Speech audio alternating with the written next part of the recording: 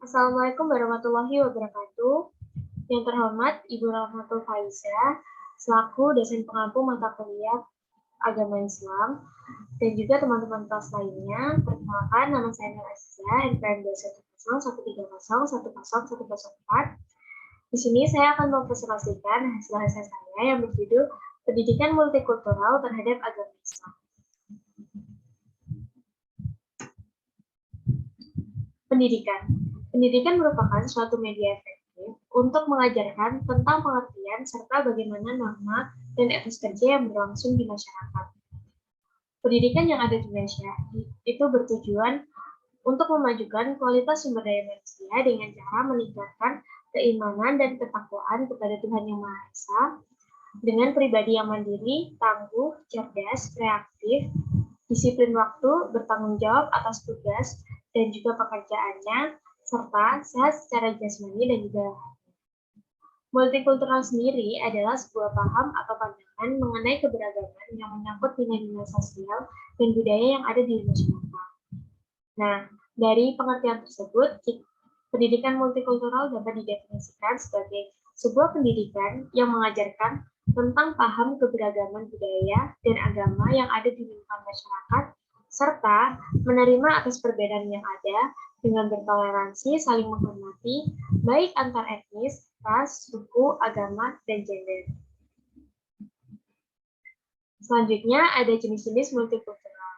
Multikultural itu dibagi menjadi 5. Yang pertama ada multikultural isolasionis, adalah suatu kelompok masyarakat dengan berbagai macam budaya atau kultur yang memangku kehidupan bersama dengan bebas, tetapi juga saling terlibat dalam hubungan dengan yang lainnya. Yang kedua, ada multikulturalisme akomodatif. Multikulturalisme akomodatif adalah suatu kelompok penduduk yang mempunyai budaya atau kultur yang dominan dan menerapkan aturan, hukum, dan ketentuan yang dianut oleh budaya atau kultur mereka. Selain itu, mereka tetap menerapkan kebebasan pada sebagian kecil kafilah agar mengawal dan meluaskan budaya atau kultur yang mereka atur. Begitupun sebaliknya, sebagian kecil kafilah juga tak menentang adanya budaya atau kultur yang menonjol atau lingkungan. Yang ketiga, ada multikulturalisme otonomis.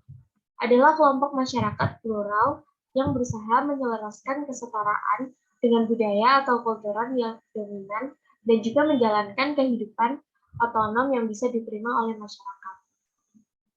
Kelompok masyarakat ini ingin mempertahankan bagaimana cara mereka hidup dan memiliki hak yang sama, sejajar, dan setara dengan kelompok budaya atau kultur yang dominan. Selanjutnya yang keempat, ada multikulturalisme kritikal atau interaktif. Adalah kelompok masyarakat yang tidak terfokus terhadap kehidupan otonom. Mereka cenderung membentuk, mencerminkan, dan menegaskan kultur-kultur khas mereka sendiri. Yang terakhir, ada multikulturalisme kosmopolitan. Adalah kelompok masyarakat yang mencoba menghapus batas-batas kultural yang ada untuk menciptakan masyarakat atau individu yang tidak terikat dengan kebudayaan atau kultural yang khusus. Sebaliknya, mereka secara independen boleh terlibat dalam riset interkultural lainnya dan menumbuhkannya dalam aktivitas sehari-hari. Selanjutnya, multikultural dan pluralisme dalam perspektif Islam merupakan sunatullah yang eksistensinya dan penerapannya harus diakui oleh semua individu atau manusia. Pluralitas yang juga termasuk bagian dari multikultural, maka diartikan sebagai menerima berbagai perbedaan yang ada, termasuk bermacam-macam agama dan budaya. Jika dipahami secara bijaksana, multikultural dan pluralisme telah banyak dikenali di agama Islam, terutama di kitab Allah dan Al-Qur'an. Namun, baru dikenal oleh banyak orang ketika terjadi peristiwa mengembangnya sebuah kebijakan penting, yaitu kebijakan internasional Barat yang terjun ke suatu tingkatan yang disebut Muhammad Imarah atau Marhala al-Ijtihad atau tingkatan penghancuran. Salah satu ayat yang menyebutkan tentang pluralitas adalah Quran Surat Al-Ma'idah ayat 48 yang mengandung satu, setiap religi itu bermacam-macam, dilihat dari bidang preskripsi pandangan hidupnya. Pluralisme bukan mengartikan semua agama itu setara. Sebuah keberagaman adalah harapan. Yang kedua, Allah bukannya menekankan kita untuk menuruti satu agama saja.